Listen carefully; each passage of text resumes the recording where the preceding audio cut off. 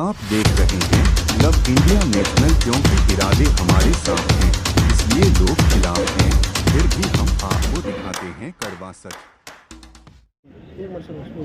देखिए, जो अभी मेरी काउंटिंग चल रही है 1 लाख से ज़्यादा से वोटों से माशाल्लाह मैं आगे चल रहा हूँ। और मैंने पहले भी कहा था इंशाल्लाह हमारी जो सीट जीतेगी ऐतिहासिक वोटों से जीतेगी।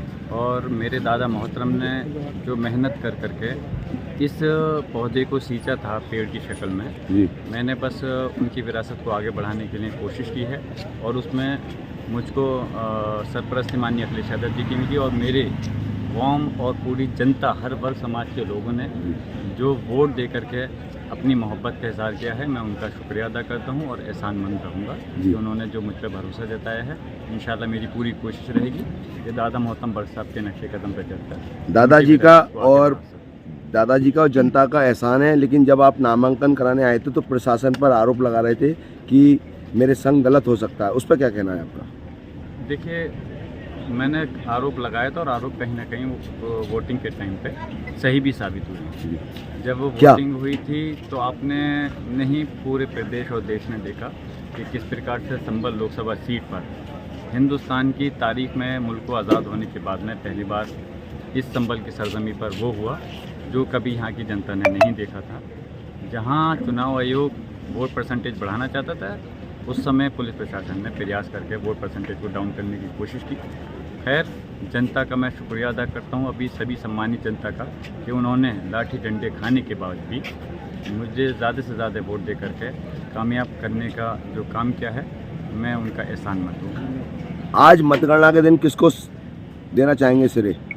वो तो मैंने अभी बता दिया। शेरे देखिए, सबसे पहले मैं अपने अल्लाह का शुक्र अदा करता हूँ और फिर दादा मोहतरम बख्श साहब की जो वो है, मैं चाहूँगा अल्लाह इस मौके पर मैं दुआ करूँगा कि उनके ही बदौलत मैं राजनीति में आया है, विधायक भी उनका सपना था मैं बना। और आज इन हालात में मैं दादाजी को रचना चाहता, लेकिन एमपी उनके टिकट के उस पर मैं लड़ा।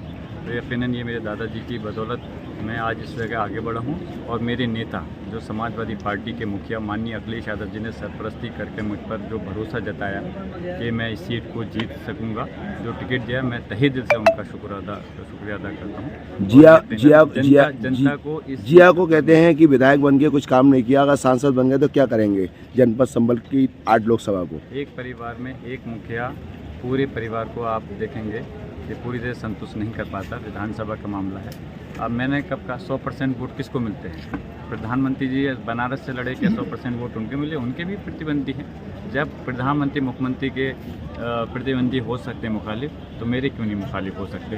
तो यकीनन जो मेरे हमदर्द हैं वो मेरी हमदर्दी की बात करेंगे, जो मेरे मुखालिफ हैं वो मेरी। लोकसभा की 8 जनता को क्या कहेंगे, क्या कार्य करेंगे? मैंने आपको बता दिया, दोबारा से बता देता हूँ। मैं सबसे पहले शुक्रिया अदा करता हूँ, एहसानमंद हूँ और मेरी कोशिश रहेगी कि दादा मोहतरम बख्श साहब के नक्शे कदम पर चलकर उनकी विरासत को आगे बढ़ाते हुए पूरी ईमानदारी के साथ, पक्षपात नहीं करेंगे, बगैर किसी पक्षपात के आम जनता का, गरीब लोगों का काम करूँगा और इस क्षेत्र के लिए जो भी विकास हो सकता है उसको आगे बढ़ाने का काम।